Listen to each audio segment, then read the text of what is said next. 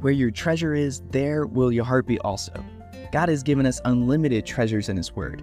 Every time we open it, we can discover a new treasure or admire an old one. What will we find today?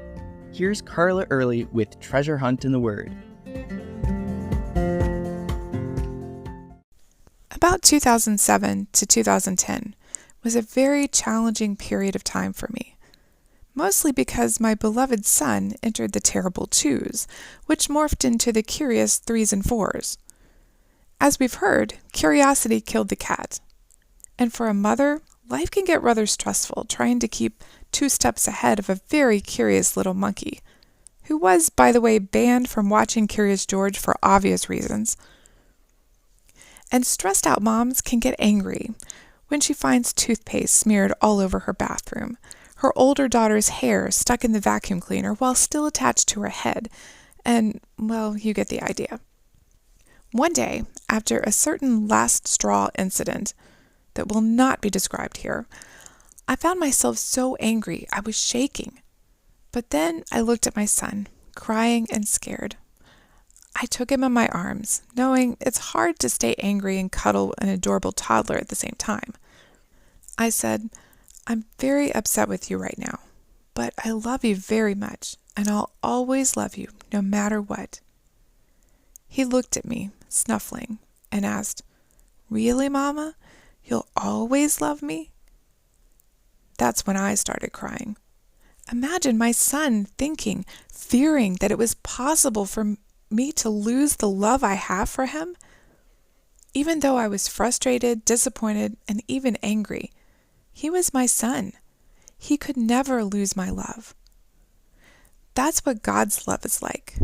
Many people don't experience that unconditional love from their parents, so it's hard for them to believe that they could be loved unconditionally.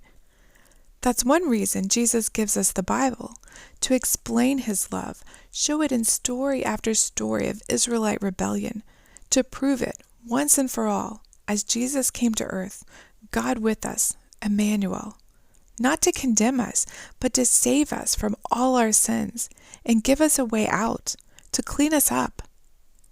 Just think, if God is omniscient, all-knowing, nothing surprises Him. He doesn't get frustrated with me or disappointed in me for my actions. He already knew the choices I would make and the messes I'd get myself into.